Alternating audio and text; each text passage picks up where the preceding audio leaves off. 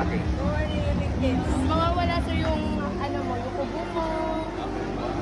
Tama-tama, mayroon akong upo.